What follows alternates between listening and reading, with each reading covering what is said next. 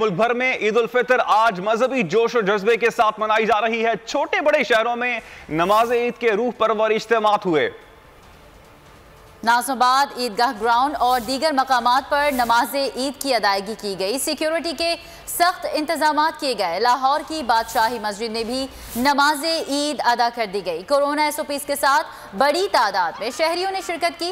खैबर पख्तूनख्वा में सबसे बड़ा इज्तिमा ईदगाह 4 सद्दा रोड पेशावर में हुआ, जबकि सिक्योरिटी के मौसर इंतजाम किए गए।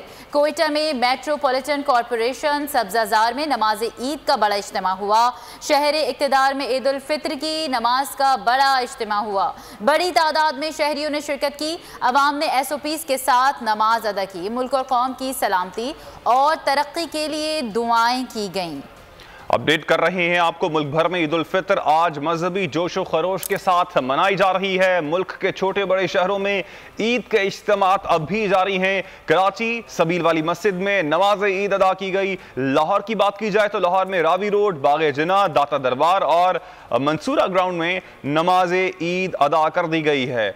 हैदराबाद के अलावा कोयटा की मरकजी ईदगाह में भी नमाज ईद अदा कर दी गई है। बड़ी तादाद में शहरियों ने नमाज में शिरकत की और मुल्क कौम की सलामती और तरक्की के लिए खुसूसी तौर पर दुआएं की गईं। साथ साथ आपको बताते चलें कि इस मौके पर SOPs का खास ख्याल रखा गया। अपडेट कर रहे हैं आपको।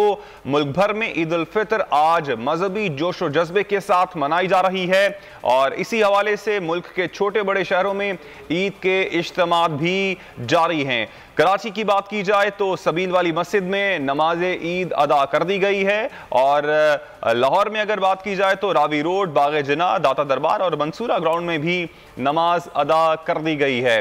हैदराबाद के अलावा कोयटा की मरकजी ईदगाह में भी नमाज ईद अदा कर दी गई है।